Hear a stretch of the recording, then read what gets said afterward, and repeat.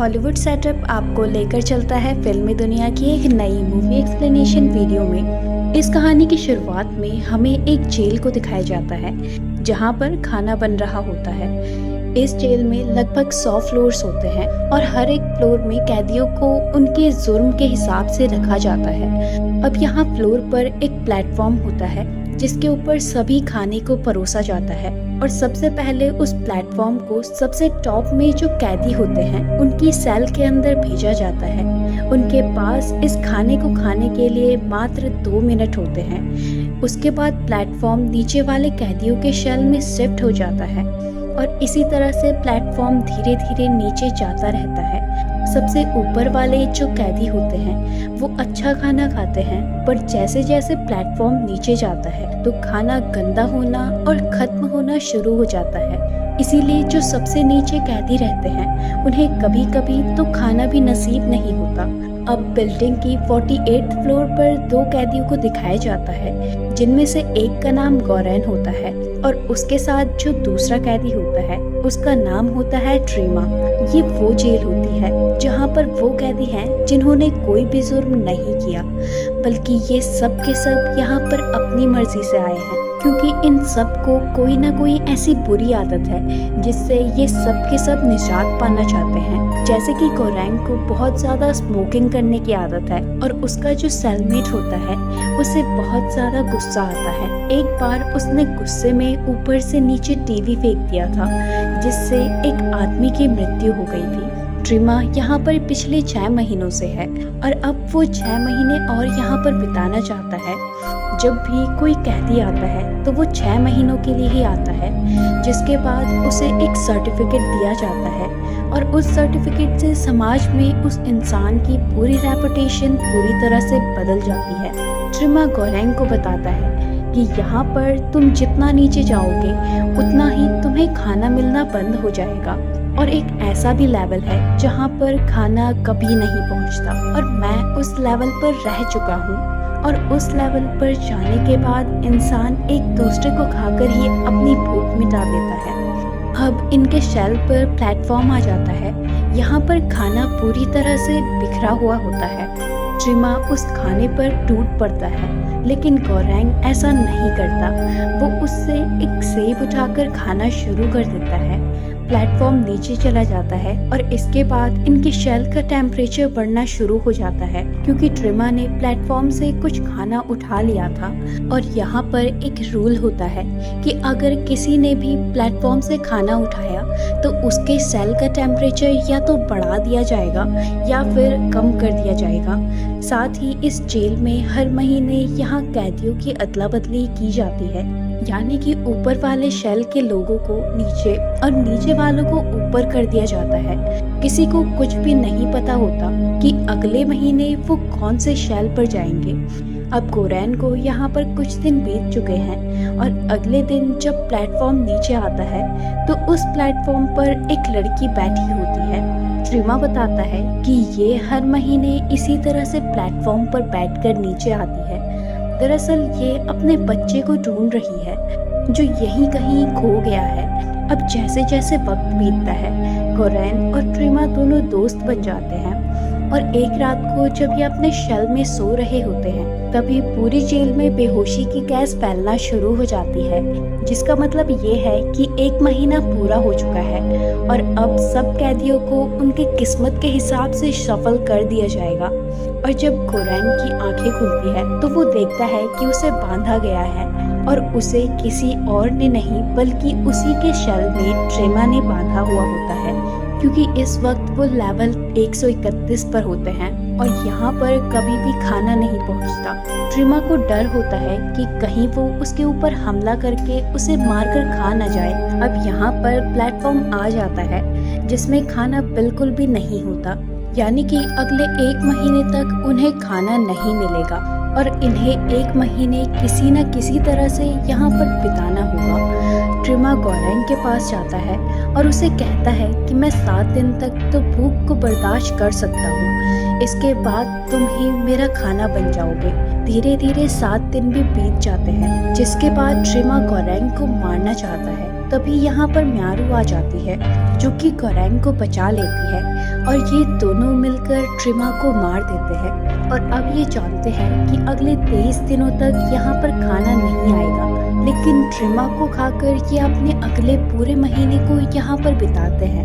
एक बार फिर से सबको बेहोश किया जाता है और जब गोरेंग की आंख खुलती है तो वो सेल नंबर 33 में होता है, जहाँ पर उसके साथ एक लेडी होती है जिसके पास एक डॉग भी होता है और इस लेडी का नाम होता है इमोग्री। गोरेंग इमोग्री को देखकर हैरान हो जाता है, क्योंकि इस जेल में आने से पहले ये सब का इंटरव्यू ले रही थी। वो बताती है कि मुझे बहुत ही खतरनाक बीमारी है, बहुत जल्दी मेरी मृत्यु होने वाली है, इसीलिए मैं इस जेल को एक्सपीरियंस करना चाहती थी।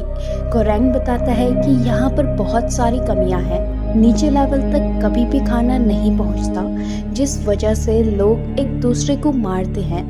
इमोग्री को इस बारे में कुछ भी पता नहीं था, लेकिन अब वो दूसरे स्टाफ से बात नहीं कर सकती, लेकिन वो एक रास्ता निकालती है।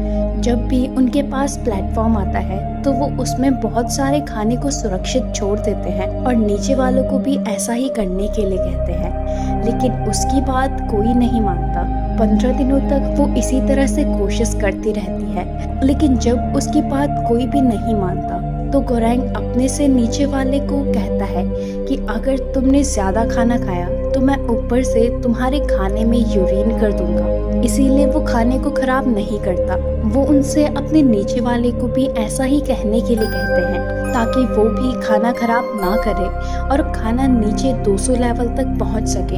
अब अगले दिन जब खाने का प्लेटफॉर्म आता है तो एक बार फिर से उसके ऊपर वही लड़की होती है जो प्लेटफॉर्म में घूमती रहती है, जिसकी हालत बहुत ज़्यादा खराब होती है। गोरेंग इमोग्री को बताता है कि ये लड़की यहाँ पर हर महीने अपने बच्चे को ढूंढने के लिए आती है। ये सुनकर इमोग्री हैरान हो जाती है। वो बताती है कि मैंने इस लड़की का इंटरव्यू लिया था, ये एक एक्ट्रेस है और ये यहाँ पर अकेले आई थी, इसका कोई भी बच्चा नहीं है, ये सिर्फ इसकी इमेजिनेशन है। अब रात को ये सब के सब सो जाते हैं और अगली सुबह जब वो उठते हैं तो देखते हैं कि वहाँ पर वो लड़की नहीं है। साथ ही जाने से पहले उसने इमोग्री के डॉग को मार दिया होता है, जिससे इमोग्री को बहुत बुरा लगता है। अब इन दोनों को यहाँ पर 1 महीना बीत जाता है। एक बार फिर से यहाँ पर बेहोशी की गैस छोड़ी जाती है और जब गोरेंग उठता है तो वो देखता है कि वो लेवल 202 पर है, जबकि इमोग्री ने उसे बताया था कि यहाँ पर 200 से ज़्यादा लेवल नहीं है। इमोग्री ने अपनी जान ले ली होती है क्योंकि वो बहुत सी बीमारी से जूझ रही होती है। उसने अपने सबसे प्यारे डॉग को भी खो दिया होता है और वो ये भी जानती है कि यहाँ तक खाना कभी नहीं पहुँचेगा, इसीलिए उसने अपनी जान ले ली होती है ताकि गोरेंग को पूरे महीने उसके रूप में खाना मिल सके। और जब गोरेंग यहाँ पर 1 महीना और निकालता है और अगली बार जब उसकी आंखें खुलती है, जहाँ पर उसका शेलमेट एक ब्लैक होता है जिसका नाम बैरेट है, वो यहाँ से निकलना चाहता है। गोरेंग कहता है कि मैंने यहाँ पर काउंट किया है, यहाँ पर 200 से भी ज़्यादा लेवल है और अगर हम हर एक लेवल में जाकर सबको खुद से फूड बांटे तो सबको खाना मिल सकता है। और जब एक बार प्लेटफॉर्म पूरी तरह से नीचे पहुंच जाता है तो वो बहुत ही तेज़ी से ऊपर आता है और उस प्लेटफॉर्म के ऊपर बैठकर हम यहाँ से निकल सकते हैं। और अगले दिन जब प्लेटफॉर्म आता है तो ये बड़ी बड़ी रॉड्स लेकर प्लेटफॉर्म के ऊपर चढ़ जाते हैं और पहले 50 फ्लोर्स तक तो ये किसी को भी खाना नहीं देते।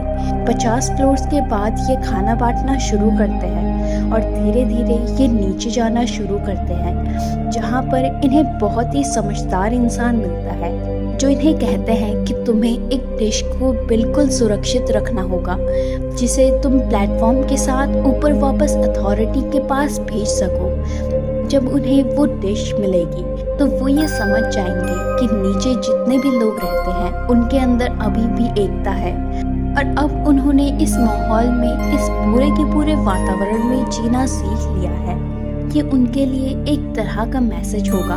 ये उसकी बात मान लेते हैं और अब धीरे धीरे नीचे जाना शुरू करते हैं। हालांकि गोरेंग को लगा था कि यहाँ पर 250 लेवल्स होंगे, लेकिन प्लेटफॉर्म प्लेटफॉर्म 250 लेवल्स के बाद भी नहीं रुकता, लेकिन यहाँ पर कोई भी इंसान नहीं होता क्योंकि इतने नीचे कभी भी कोई इंसान बच नहीं सकता। प्लेटफॉर्म इसके बाद 333 लेवल पर आकर रुक जाता है।